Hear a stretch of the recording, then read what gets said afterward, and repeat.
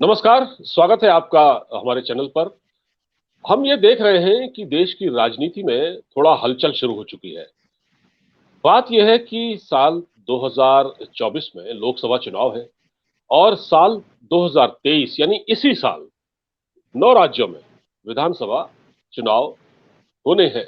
और इस बीच हम ये देख रहे हैं कि कुछ राजनीतिक पार्टियां, जो कि मौकापरस्त पार्टी हम कह सकते हैं, जो कि अवसरवादी अपॉर्चुनिस्ट, ऐसे अलायंस बन सकते हैं। और उसका मेन मकसद शायद ये है कि प्रधानमंत्री नरेंद्र मोदी को किसी तरह से रोकना, बीजेपी को सत्ता में आने से रोकना। अभी हमने देखा कि जो केसीआर हैं, चंद्रशेखर राव, उन्होंने एक मीटिंग बुलाई थी और उस मीटिंग में अखिलेश यादव भी पहुंचे थे, केजरीवाल भी पहुंचे थे, लेकिन राहुल गांधी नहीं पहुंचे। निमंत्रण तो था राहुल गांधी को, कांग्रेस को, लेकिन राहुल गांधी नहीं पहुंचे। तो ये किस तरह का अलायंस बन रहा है और ये कितना सक्सेसफुल होंगे, इस पूरे मुद्दे पर बातचीत करने के लिए मेरे साथ मौजूद है आपके जाने पहचाने एक्स रॉ ऑफिसर एनके सूद साहब। सर, आपका स्वागत है। नमस्कार, शुक्रिया जी।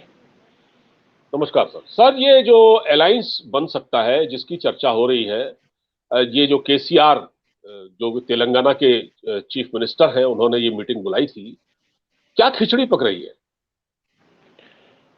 ये खिचड़ी नहीं पक रही, ये खिचड़ी सरकार बनाने की कोशिश है इनकी।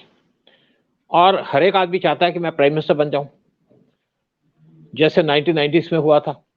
देश में इंस्टेबिलिटी थी और इन्होंने सरकार बना दी। जितने भी यहाँ प्राइम मिनिस्टर बने उस कुछ महीनों के लिए बने और देश डिरेल हो गया। देश के अंदर सब कुछ बर्बाद होना शुरू हो गया। वीपी सिंह आए, उन्होंने कुछ और धंधा चला दिया और उस टाइम पे आप देखिए कश्मीर के अंदर क्या हालात किए। वीपी सिंह की गवर्नमेंट थी। जब यहाँ पे एक कर्नाटका के थे, वो आए तो वो तो सोते ही रहते थे पार्लियामेंट के अंदर। हर एक आदमी को पावर चाहिए थी और आज ये सब प्राइम मिनिस्टर बनना चाहते हैं। लेकिन इनको साथ साथ झटका लग रहा है। नीतीश कुमार भी बड़े जोश से आए थे। नीतीश कुमार यहाँ पे वाइस प्रेसिडेंट बनना चाहते थे। जब वो नहीं मिला तो कहते वाइस प्रेसिडेंट बना तो। और उन्होंने पहले अनाउंस किया था कि मैं 2024 का इलेक्शन नहीं लड़ूंगा। लेकिन फिर इन्होंने जब इनको वाइस प्रेसिडेंट बनाया तो इन्होंने बीजेपी का साथ छोड़ करके तेजस्वी यादव के साथ गवर्नमेंट फॉर्म कर ली और बड़े कॉन्फिडेंट पे थे कि हम ये करेंगे वो करेंगे। इन्होंने एक 200 करोड़ का प्लेन भी ले लिया कि कैंपेन करेंगे इंडिया के अंदर। लेकिन उसके बाद इनकी तेजस्वी के साथ भिड़ गई, क्योंकि दोनों का अलाइनमेंट ठीक नहीं है, रिक्वायरमेंट ठीक नहीं है। और तेजस्वी के लोगों ने इनको अटैक करना शुरू कर दिया। उन्होंने रामचरितमानस को अटैक करना शुरू कर दिया, हिंदुओं को अटैक करना शुरू कर दिया, जिससे नीतीश कुमार और ज्यादा डिस्टर्ब हो गए। और इसी बीच में केसीआर की जो मीटिंग हुई वहां पे जाना था लेकिन गए नहीं। केसीआर इससे पहले बिहार आए थे नीतीश कुमार से मिलने और तेजस्वी यादव से मिलने। वहां पे कुछ इनका गड़बड़ हो रही कुछ आकर के, क्योंकि जितने भी सारे लोग हैं ये सब 20-25% जो मुस्लिम है उनको टारगेट कर रहे हैं, उनको अपना वोट बैंक बना रहे हैं। हिंदू को अपोज कर रहे हैं। और मोदी का जो एक पर्पस है वो कहते हैं हिंदू उनके साथ मिले हुए हैं, नेशनलिस्ट उनके साथ मिले हैं, मुस्लिम्स को साथ मिलाना चाहते हैं। और मोदी को चैलेंज करना इनके लिए बड़ा दिक्कत होती जा रही है। नीतीश कुमार पीएम के कैंडिडेट तो थे, लेकिन जब उनको बिहार में झटका लगा तो उन्होंने कह दिया कि मैं इसके बाद इलेक्शन नहीं लड़ूंगा। मेरा एक पर्पस है कि यहाँ पे एक जो प्राइवेटाइजेशन हो रही है उसको रोका जाए। अब दूसरा काम किया जाए। आप इतने साल तो मोदी के साथ थे जब यहाँ प्राइवेटाइजेशन की जा रही थी, इंडिया की इकोनॉमी ओपन हो रही थी। अब जब इंडिया की इकोनॉमी इतनी ऊपर बढ़ रही है तो आपको झटका लग गया, परेशान हो गए। तो एक एक करके इनके बारे में बात कीजिएगा, कौन यहाँ पे प्राइम मिनिस्टर बनना चाहता है, कौन बनेगा और कौन नहीं बनेगा। लेकिन पीएम मोदी को जो चैलेंज कर रहे हैं, इनका पर्पस यह है कि देश डिस्टर्ब हो जाए, देश प्रोग्रेस ना करे, देश की जनता त्राही त्राही करे। और पीएम मोदी एक टारगेट पे लगे हुए हैं। अभी आपने देखा जो बीबीसी ने डॉक्यूमेंट्री दिया वो इसी का पार्ट था कि पीएम मोदी को टारगेट करने का। झूठी रिपोर्ट, झूठा प्रोपेगेंडा। पीएम मोदी को टारगेट कर रहे हैं यहाँ के कम्युनिस्ट, पीएम मोदी को टारगेट कर रहे हैं जो एंटी नेशनल लोग हैं, और जो बाहर की एजेंसीज बैठी हैं जो इंडिया को स्ट्रांग नहीं देखना चाहती वो इंडिया को टारगेट कर रही है।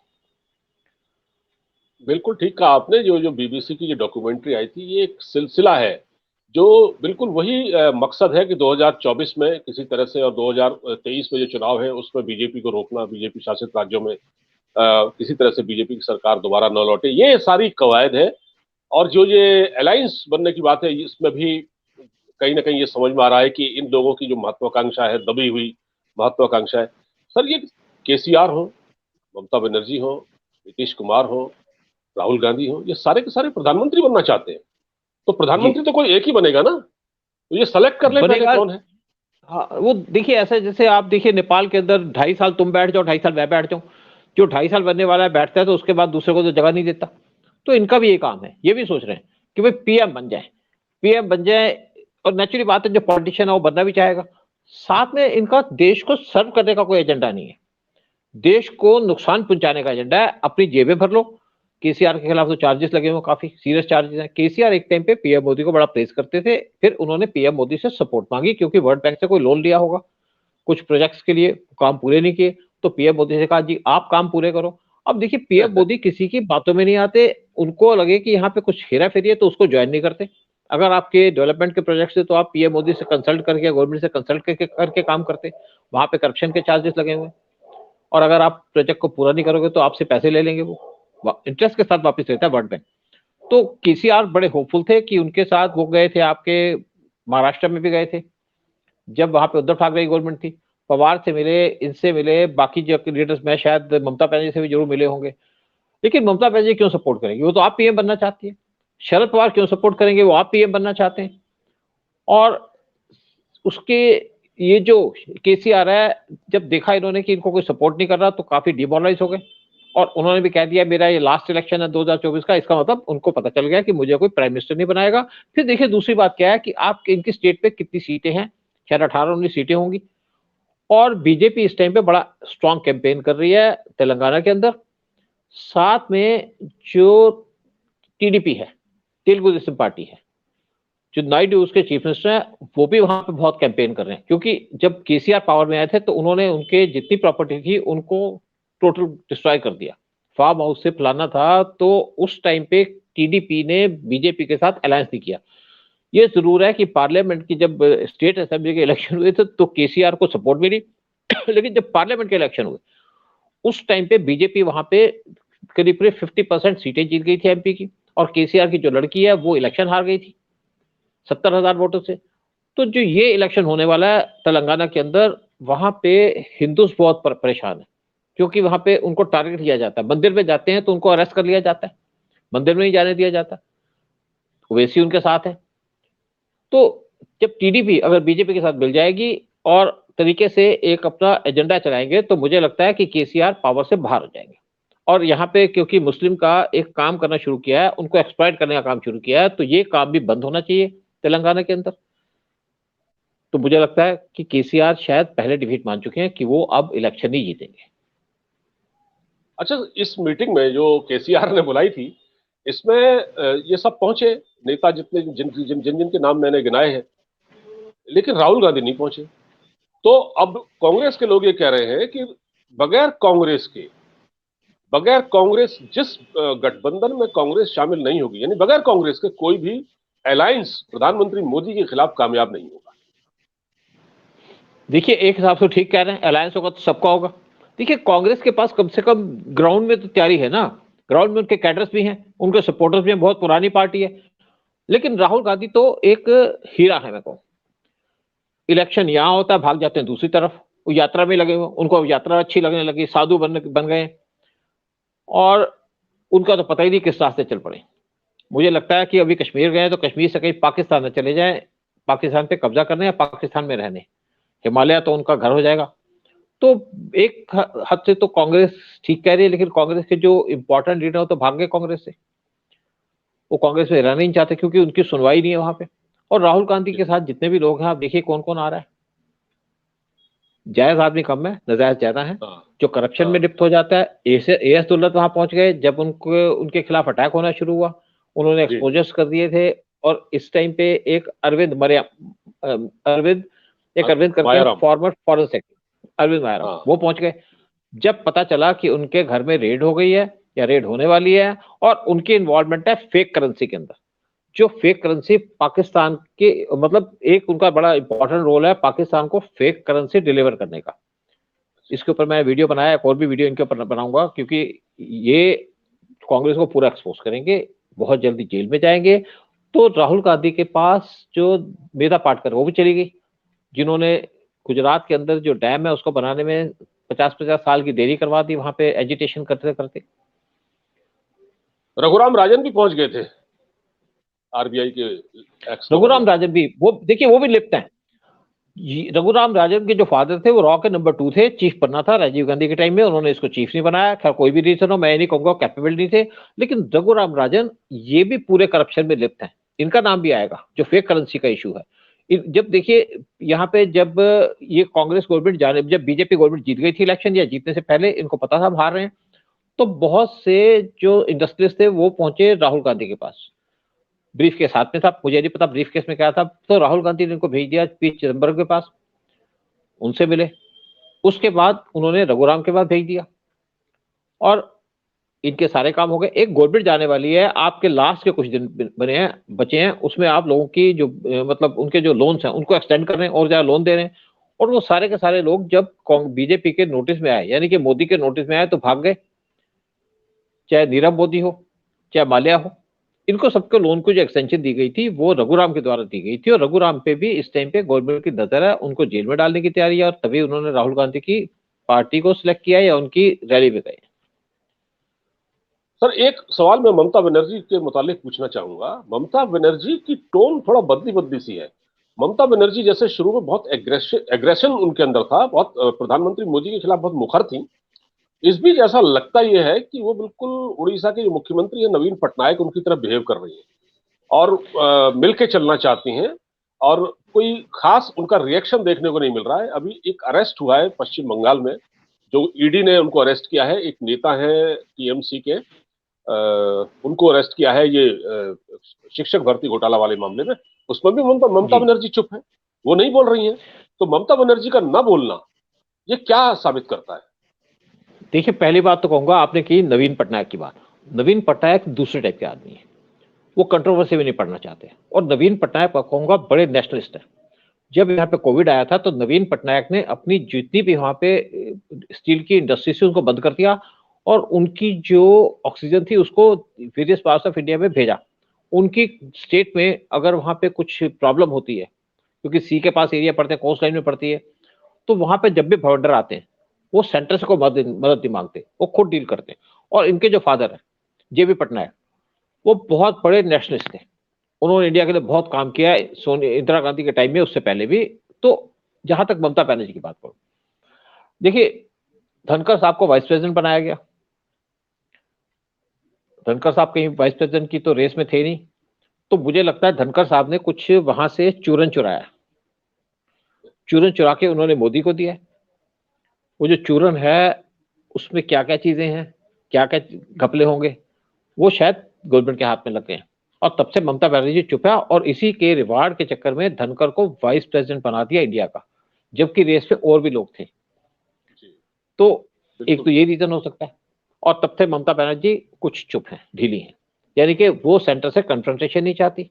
आपने देखा शरद पवार चुप बैठे हैं, क्योंकि कोशिश कर रही है गवर्नमेंट की दाऊद इब्राहिम को इंडिया में लाने की, इसीलिए शरद पवार कोई कंट्रोवर्सी में नहीं पड़ना चाहते। क्योंकि जब बॉम्बे ब्लास्ट हुआ था 1993 में, तो शरद पवार उस टाइम पे मुंबई के चीफ मिनिस्टर, महाराष्ट्र के चीफ मिनिस्टर थे, और उस टाइम पे एन वोरा कमेटी की रिपोर्ट आई थी, जिसमें कहा गया था कि कुछ पॉलिटिशियंस का एक बिली भगत थी दाऊद इब्राहिम के साथ, उनको भगाने में। तो हो सकता है कि शायद चीफ मिनिस्टर होने की वजह से इन पे कुछ गाज गिर सकती हो, तो वो भी चुप बैठे हैं। लेकिन टाइम बताएगा कि एग्जैक्ट रीजन क्या है। बिल्कुल सही कहा आपने। मैं आपको नाम बता देता हूँ, वो मेरा नाम उससे मेरे माइंड से मिस हो रहा था। कुंतल घोष है, जो कि एक युवा नेता है, जो कि जो कि पैसे लेता था और सीधे ऊपर पहुंचाता था। पार्था चटर्जी भी जेल में है, कुंतल घोष भी जेल में है। अणुव्रत मंडल, जो कि गाय के अंगों की तस्करी करता था, उसको बीएसएफ ने पकड़ा था, वो भी जेल में बंद है। तो ये सारे नेता एक के बाद एक जेल में बंद है। तो इसलिए ममता बनर्जी की इस वक्त झिग्गी बंधी हुई है और वो चुप है। और आपने जो बताया बिल्कुल सही कहा। कुछ टिप्स, कुछ बातें धनखड़ साहब ने बताई होंगी, वहां का कुछ चूरन बताया होगा वहां के बारे में, इसलिए ममता बनर्जी का। देखिए, बताने वाली बात नहीं है। धनखड़ साहब ने हो सकता है कि बहुत बड़ी एक तिजोरी हाथ में दे दी पीएम मोदी के, और उसका रिवार्ड दिया। एक तो वकील भी है वो, तो ये सारी चीजें काउंट करती हैं, है नहीं। अदरवाइज धनखड़ साहब तो कोई रेस में नहीं थे, बहुत से यहाँ पे गवर्नर आते हैं, उनको तो नहीं चाहे बनाया जाता वाइस प्रेसिडेंट। तो मुझे लगता है ये रीजन है। बिल्कुल सही कहा आपने। और जो केसीआर की जहां तक बात है, तो केसीआर जिस तरह की कवायद में लगे हैं, तो ये मुझे लगता है कि गठबंधन बनने से पहले ही ये गठबंधन का जो बुलबुला है वो फूट चुका है। सर, देखिए, आपने हमसे बातचीत की। एक और चीज बात देखिए कि ममता बनर्जी ने की पार्टी में जो फंक्शन हुआ, नीतीश कुमार नहीं गए, तेजस्वी यादव नहीं गए, फिर आपके ये जो महाराष्ट्र के पवार साहब नहीं गए, हाँ फिर इस पे केजरीवाल गए। अब देखिए, हाँ। एक एलिगेशन लगे हैं केसीआर की लड़की पे कि उनकी इन्वॉल्वमेंट थी, जो यहाँ पे घोटाला चल रहा था शराब का, उसमें उनको भी कुछ हिस्सा मिला है। और दूसरी बात क्या है कि केजरीवाल बड़े होपफुल थे कि पीएम के कैंडिडेट बनेंगे। उन्होंने सोचा कि मैं बीजेपी को चैलेंज करूंगा। गुजरात का इलेक्शन हुआ तो केजरीवाल ने कहा था मैं तो यहाँ पे गवर्नमेंट बनाऊंगा। हिमाचल में भी यही कहा था। हिमाचल में तो इनका खाता ही नहीं खुला, कोई सीट नहीं मिली। और गुजरात में इन्होंने बहुत शोर मचाया। गुजरात में बड़ी बड़ी बार इन्होंने कैंपेनिंग भी की। गुजरात के जब जाते थे तो अपने साथ मान साहब को ले जाते थे, पंजाब के चीफ मिनिस्टर को। तो गुजरात में फेल हो गए। 5 सीटें मिली टोटल इनको, और वो भी वहां के जो कुछ लोकल थे लोग उनकी सीट मिली। और वो लोग यहाँ पे इस टाइम पे दोबारा बीजेपी ज्वाइन करना चाहते हैं, केजरीवाल की गवर्नमेंट के साथ रहना ही चाहते। तो केजरीवाल का जो भी प्लान था सीएम बनने का या पीएम बनने का, वो उन्होंने खत्म कर दिया। देखिए, जब पिछला इलेक्शन हुआ था तो पीएम मोदी के खिलाफ खड़े हुए थे केजरीवाल, बड़ा शोर बचाया इन्होंने वाराणसी से कि भाई मैं यहाँ पे इलेक्शन जीत जाऊंगा। इनके पास तो 2% वोटें मिली इनको। तो केजरीवाल का एक तो टोटल एक्सपोजर हो गया, उनकी जो करप्शन क्या उनको था कि मैं करप्शन फ्री हूँ, सारा एक्सपोज हो गया। करप्शन तो कुछ नहीं है, सारी करप्शन ही है यहाँ पे, तो काम कुछ नहीं है, करप्शन सिर्फ है।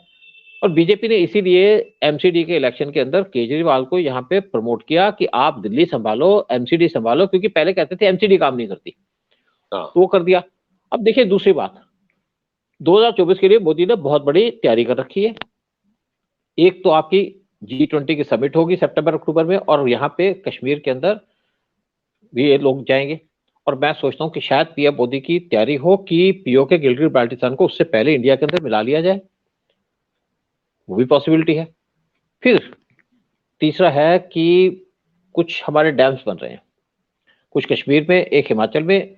हिमाचल के डैम का पानी आएगा दिल्ली तक, और जो कश्मीर में डैम बन रहे हैं उसका पानी जाएगा राजस्थान में, उसका पानी जाएगा पंजाब में, हरियाणा में, तो उसका फर्क पड़ेगा। जी। फिर 2024 के शुरू में राम मंदिर खुल जाएगा पूरा बन के, वो भी फर्क पड़ेगा। इसीलिए लोग कुछ गालियां दे रहे हैं हिंदुओं को, लेकिन गालियां देने से कुछ नहीं बनेगा।